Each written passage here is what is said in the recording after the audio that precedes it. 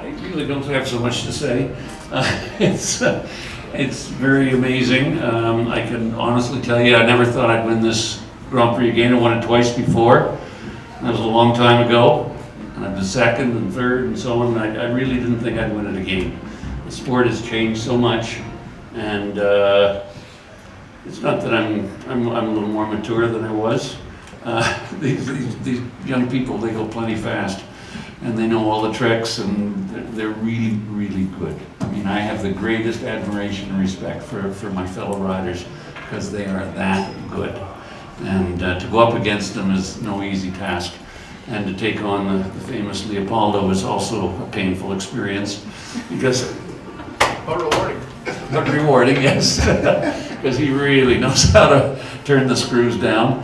And he got just the right number in the first round. It's amazing how these course designers can do this with such consistency. And I mean, they might be off by one or two, but really never more. They're that good. There's a group of them in the world that are that good. And Leopoldo was certainly one of the very, very best. He got his right number, and then he dialed it down good and hard. A little bit differently maybe than he has in other years. It was an interesting way he used the pair of doubles, because in other years the Liverpool combination has been extremely difficult.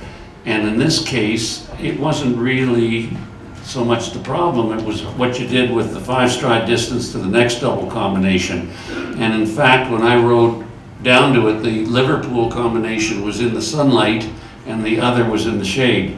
And Dixon took a look at it, and he he didn't quite know where I wanted him to go, and he wandered and weaved a little bit, and you had to hold left or you wouldn't get there properly.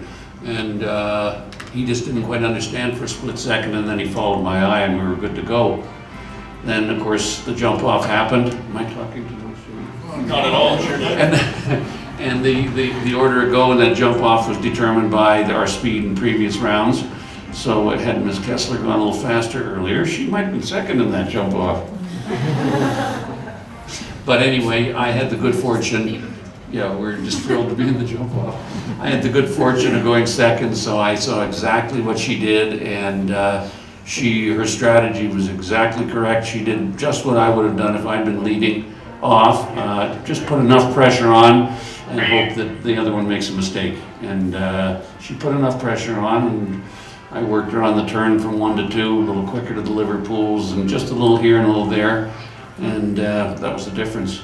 But the afternoon just seems to fly by, and it's like a blur. It happens so fast, and the tension is incredible. It's one of for me, it's the most prestigious Grand Prix in the whole world, and it's a heck of a payday, as you can imagine.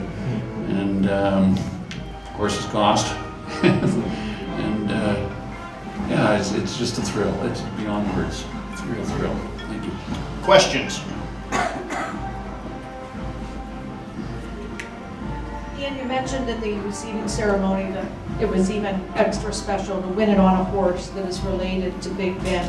Could you talk about that a little bit? And other than the fact that he has great jumping talent, are there other similar traits?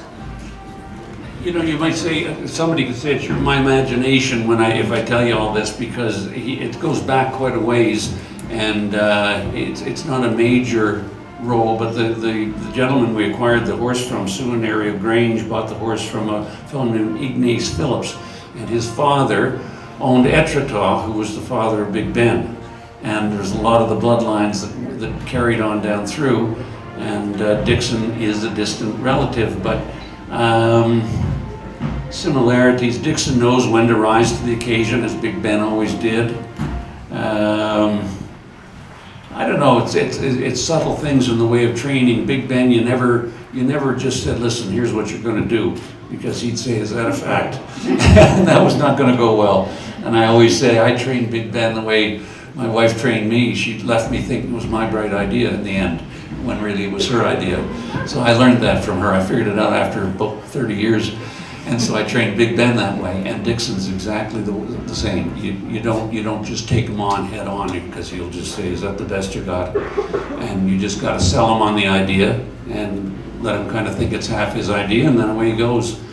And he really, really wants to be a good horse.